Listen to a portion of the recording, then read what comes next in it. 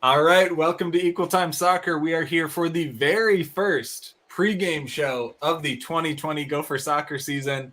I'm Matt Privratsky, and guess what? Today, I get to have Dani on as a co-host. It's not just Mark. Mark hoarded you all summer for those Aurora shows. He was getting spoiled. Now we get you on the Gopher coverage. I'm here. It's nice to have you back. It's nice to have you back in studio because you were out running around before every game, like doing all your boss duties. So the best part was during that last show, you guys were like, "Oh, look at Matt back there being a big dog." I'm like, I'm literally making copies. Like, I'm literally like, truly like printing pieces of paper for people to read. Like, there's like no. All right. The important stuff. It's the important stuff. That's true. Well, Dani, this is the first match of the Gopher soccer season. They also matched against Baylor last year, but in Minnesota, so a classic home and home. And I am dubbing this the Texas Cup because Minnesota and Wisconsin are both going to Texas to play Baylor and TCU. And then later in the year, Minnesota and Wisconsin will play each other, and Baylor and TCU will play each other. So this is a cup. This is a group play cup. All right. Listen, this is a long-term cup. I like it. So we're looking a couple months in advance here, but I like it. I like where your head's at here. There's serious I-35 bragging rights on the line, so we need to jump in. So first of all, Dani, the Gophers are in a really interesting era where they're settling into this Erin Chastain era where last year she got hired almost literally days before training camp opened. Just an impossible situation, absurd. No matter how good the roster is, it's just so kooky. And so, as I said in my preview, they've had months to prepare versus days, which seems like such a crazy comparison.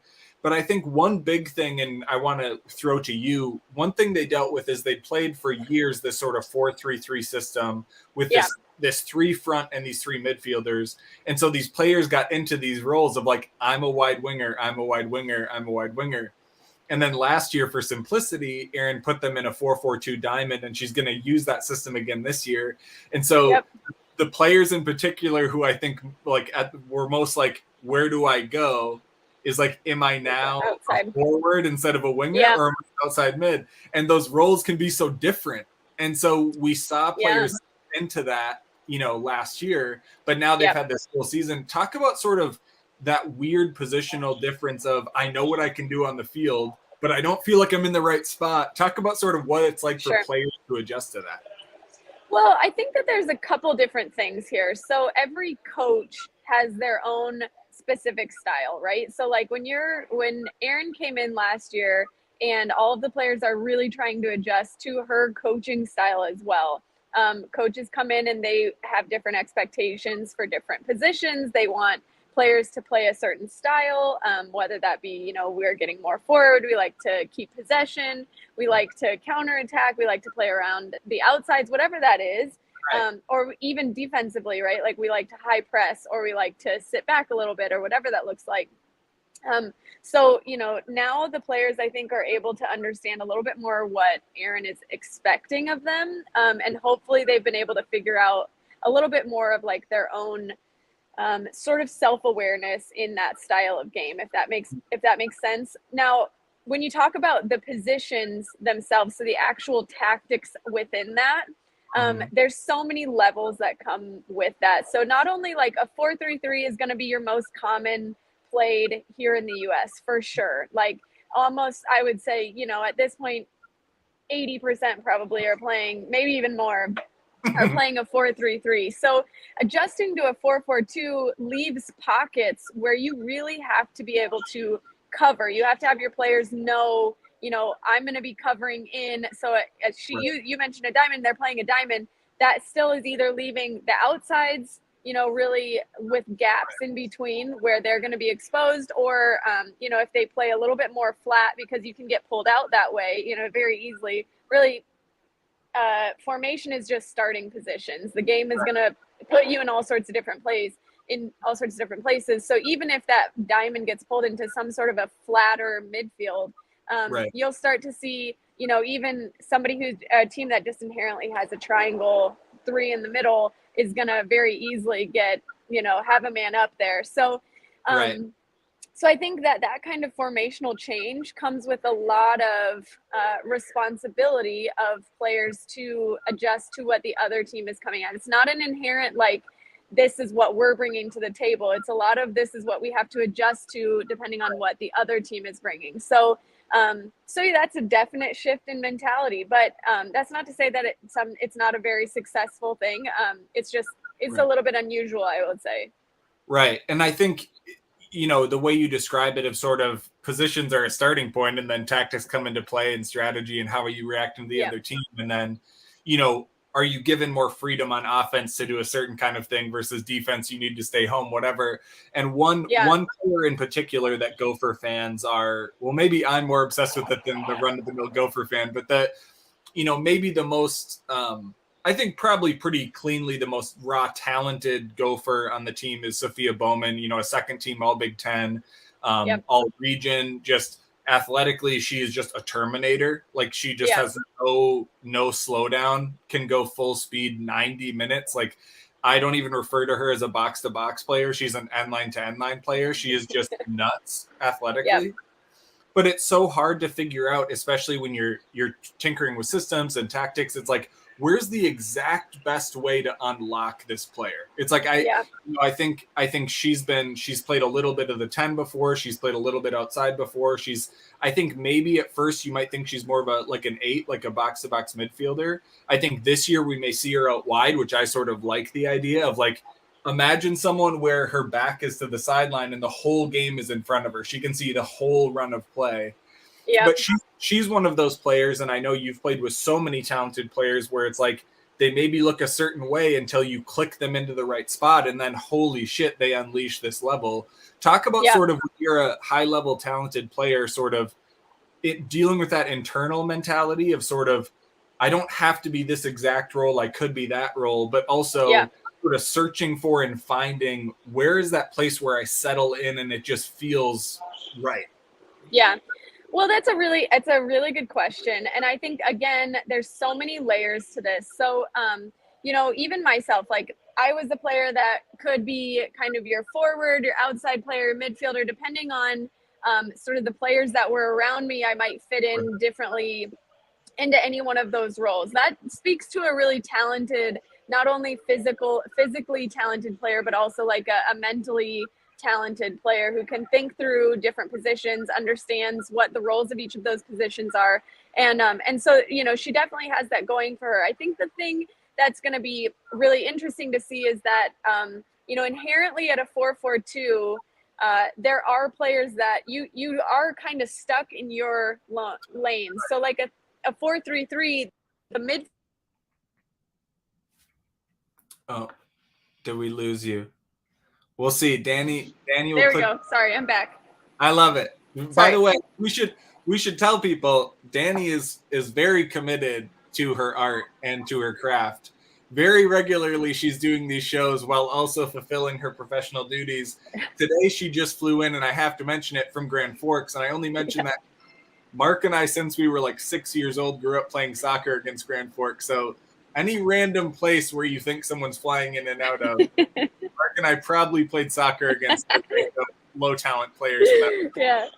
Yes, I'm sorry. You could probably hear the airport announcers in the background and everything too, but. Is that okay. Your sound is probably better than my sound, Dani. Okay. Okay. Well, what I was saying though is inherently in a 4-4-2, you're kind of stuck a little bit more to your specific positions on the field. You have your sides, whereas like a triangle can shift very easily. You can go from side to side. Somebody can get pulled out and somebody else fill in. It's a lot more free moving, and it's the same even with your forwards. Your forwards can go kind of have a little bit more range. Some will come back a little bit more. With a 4-4-2, those forwards are really dedicated to staying high.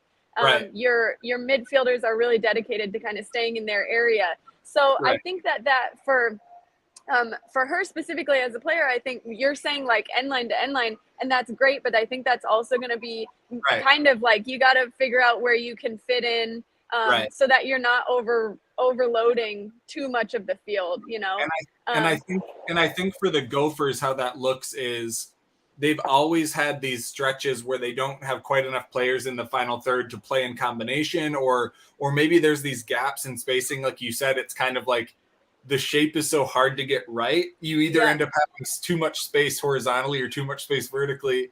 And so I think one thing to track, if you see Bowman starting at right mid, does she sort of have the green light to really work forward, almost in the offense, sort of strong side it into a 3 front?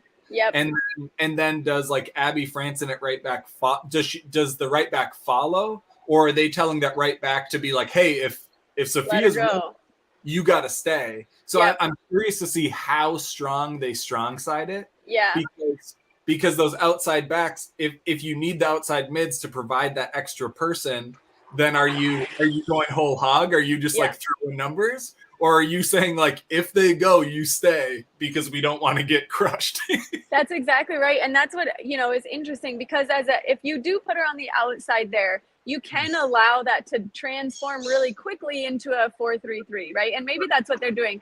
Now, if she's going to be more in that attacking mid or even holding mid space, then you have a little bit more where it's like maybe she wants to play underneath the forwards, and we're looking at more of a counterattack game. Get it into the forwards, drop it off, and then we go from there. There's so many different ways that you can play out of that, and using her specific skills it's going to be really interesting to see what they do. But I think you'll be able to see it pretty early on. It'll be clear pretty early on what they're trying to do. And I will call out, we did respond to coaches' requests and demands for no video during exhibition games. This is the first time we've ever fully agreed to that request. So love it. There's a reason why. Good journalism is happening here. Well, if anything, we're probably leaning away from good journalism, making this agreement. But so there's a reason you haven't seen us tweeting video from these exhibitions, but we've been covering all of them. And it's been really interesting to see sort of how that looks and how comfortable they look in the ebbs and flows. And we got into that a little bit in our season preview. The one other thing I'm really curious to ask you about, Dani, you've played, really high level college. You played in the pros in multiple leagues. You've played, you've worked with national teams. You've worked with D2 teams. You've done so many different things. One thing I'm super curious about is Minnesota has sort of, during my time covering them, always really played to competition. So they can, and I don't know if that's more of a college age thing or just a human thing or just like truism of all sports thing, but there's this element of like Stanford comes to town and they look great. And then they'll play, I'm not going to name, but like no disrespect to a lesser opponent, and they only win 1-0. Or Penn State comes to town and they win 4-0. And then 2 weeks later, they can't put a single goal on, X Big Ten random team. Again, not going to name names. And so it's this thing of, how have you seen that trend? Have you seen teams that are able to overcome that? Or is that just sort of a global truth of everyone is always battling that? It's sort of human nature of like, I need to give myself mental breaks, so I turn myself down a little bit. I think it is more of a sophistication of a team, of a player. And when I say that, I mean like the development in it. So as coaching through all levels, something that we try to do as coaches is coach consistency, right? And that is happening. Now, a player who is still, and we're always developing, right? But a player who is still in the throngs really of the development phase is going to suffer a little bit more from the highs. We play high because we're really excited. We're stoked to be out here. It's a big game, adrenaline's high. And then, the next game's not as exciting. And that can be a really ebb and flow. Now, your players who are going to be a little bit more sophisticated, who can learn that and have really like stuck to that, you're going to see it be a little bit more a part of their game, their daily training, right? It's not even just like the games, then it's the training. So they're consistent and they're bringing the same level every day in training. So so I would say college players are definitely still developing. They're still in a huge developmental phase. I will say though, like your Stanfords are going to be probably a little bit further along in that kind of consistent development and mentality of, this is what we bring to training every single day. And that's not to say that Minnesota's not there, or any of the other colleges are not there, universities are not there. It's just that I think that there's a level of player that, you know, is also a little bit more developed in that. So I think that that's more what it is. And as a coach, that's something that you are consistently working on. Like you can, you know, now with U.S. soccer going to the way that it is with development wise, that is something that is being taught even at a very young age now. Right. Well, and Dani's coached. Obviously, technically, I'm a coach. Coach P. The shirt does say it, and so by shirt I am a coach. So we've all been there. We've all tried to develop players. We've all developed tactics. We get it. I do think too what you described is sort of an argument for just having tough schedules too, because the idea is if you can't fully get your team to be dialed in for every quote unquote lower opponent, maybe you just like, well, if this is the nature of how we play, then let's load this schedule, you know? Sort of, and in college soccer, that's true anyway, because you just do benefit by playing a tougher schedule. The way the RPI the way everything works, even losses to a good team are worth like twice as much as wins against a lesser team, you know, like, so it is like, well, let's just admit this is real. Let's just do it.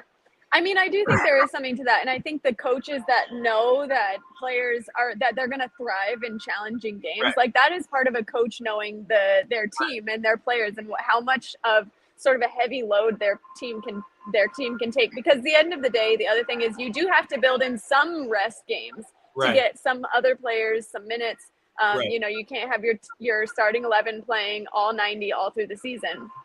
So, you know, you have to kind of build that in and look at those moments where you can build in some rest for players. But, you know, I think for those teams that know that they can take that kind of a heavy load throughout the season, you're going to see their schedule being a little bit harder. And that that kind of schedule also allows them then to bring that kind of mentality to training every day, because there's no time between, you know, games to not be at that level, you know. Even if it's a rest day, you have to be thinking like, I'm preparing in this way. So I do think there's a little bit of a difference there. Well, and this year you bring that up of sort of knowing your team, how many quote unquote rest games you need, how many up games you need. This year, one big difference for the Gophers this year is the non-conference schedule is much tougher. So last year they won however many games in a row. They were on a streak. It was like only the, you know, second time the team had won like their first 5 or 7 games, whatever it was. But that was a fairly low RPI run. And so like there was multiple ties in that undefeated streak too. And so it was sort of like the softest version of being undefeated there would be. This year the schedule is way tougher. I mean, they play TCU in their second game, a top ranked team, and Baylor for their toughest non-conference game. This year it's nowhere near the toughest non-conference game. And so let's jump a little bit into the numbers. Dani, we do numbers now. You should know that. Minnesota and Baylor. So last year, Baylor scored 1.29 goals a game, but their XG was 1.5, so they're underperforming, you know, on the finishing side. Minnesota is the exact opposite, also about 1.5 XG, but scored 1.86. So they found quite a few more ways. If you look at that difference, 1.3 to 1.9, that's a pretty big swing in goals per game when they both had the same XG. And defensively, it was also similar. So Baylor was really tight defensively, found ways on the end line. They were giving up 1.3 XG, but only giving up actually 0.86 goals per game. So a really tight back line. And Minnesota was about level. They gave up about 1 XG and about 1 goal per game. The main difference, and I'm going to let you guess on this, the main difference is fouls per game. One anecdote I always say is there's a Minnesotan, Emily Bunnell, who played at Baylor, then the U of M, and now she's at Seattle. And we had her on a show.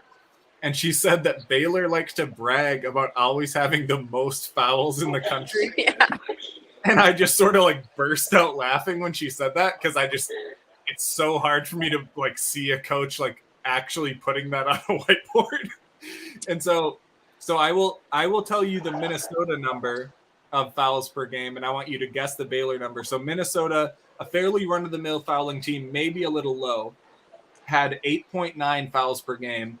And I want you to guess the Baylor foul number. It's not as outrageous as you'd think, but it is much higher. I'm going to guess like 13.2. You're so close. It's 12.57. You are just like super sharp. Dang. the real differential is in yellow cards. So Minnesota was a very low yellow card team. And frankly, having watched every one of the games, even some of the yellow cards they got were very soft and like were not yellow cards. Yeah. So Minnesota had only essentially a third of a yellow card a game, 0.36. Yeah. How many yellow cards per game do you think Baylor had? Okay, let's see.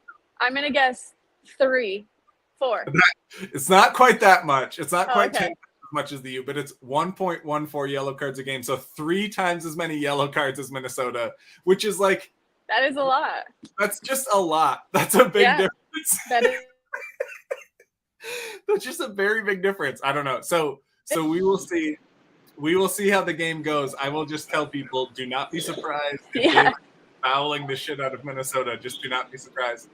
And then 2 quick things at the end here, Dani, that we want to celebrate. First of all, and I'm assuming Dani can hear me. She's not being shown, but she can hear me. Dani is muted, but I'm assuming. Dani, I'm pretending you can hear me.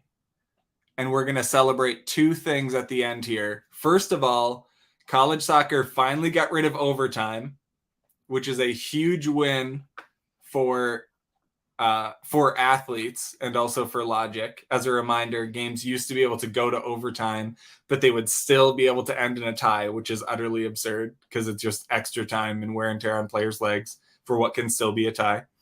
The second one I want to call out is that Baylor does have a new head coach this season, and it is a woman, which is something that should not be news and should not be novel, but it is. And so we need to keep celebrating these instances until it becomes boring. So Michelle Leonard, we're cheering you on from up north, cheering you on for every game but today. Good luck down there with the Bears. Thanks so much to Dani, again, who tuned in from the airport, fresh off a plane, and look forward to the Gophers kicking off against Baylor at 7 p.m. Thanks so much for tuning in.